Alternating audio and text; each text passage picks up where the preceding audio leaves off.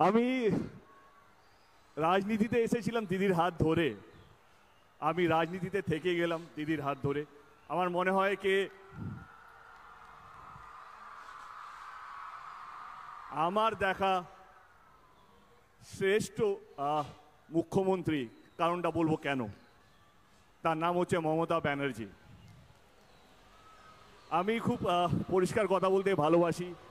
আমি ঘাটালের মানুষের জন্য আবার ফিরলাম। আমার কোথাও যেন মনে হয় কি আমার 10 বছরের লড়াই এবং ঘাটালের মানুষের দীর্ঘদিনের লড়াই, 70-75 বলবো, আমি বলবো কি আমাদের স্বাধীনতার আগে থেকে লড়াই, যেই লড়াইটা হচ্ছে ঘাটাল মাস্টার প্ল্যান। আমি সেই কারণেই আবার ফিরলাম ঘাটালে।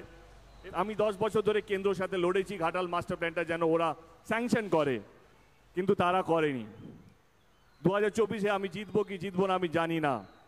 আমি এটুকু বলবো দিদিকে কে যেই জিতুক যেই হারুক, ঘাটাল মাস্টার প্ল্যানটা যেন হয় এবং সেইটা রাজ্য সরকার মানে আপনার হাত ধরেই যেন ঘাটাল মাস্টার প্ল্যানটা হয়, এইটুকু আবেদন আপনার কাছে রাখলাম। ভালো থাকবেন।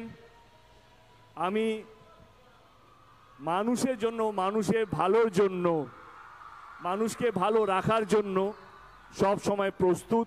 এবছর আমি 10 বছর কেন্দ্র সরকারকে বিশ্বাস করেছিলাম যে তারা সহযোগিতা করবে, তারা করেনি।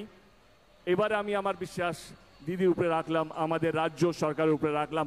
আমার বিশ্বাসকে 2024-এ পর রাজ্য সরকার সেইটা দায়িত্ব নিয়ে পালন করবে এবং ঘাটালের দীর্ঘদিনের সমস্যা ঘাটাল মাস্টার প্ল্যান স্বপ্নটা স্বপ্ন থাকবে না, সেটা সত্যি হতে চলেছে। ভালো থাকবেন, সাবধানে বাড়ি ফিরবেন। অসংখ্য ধন্যবাদ।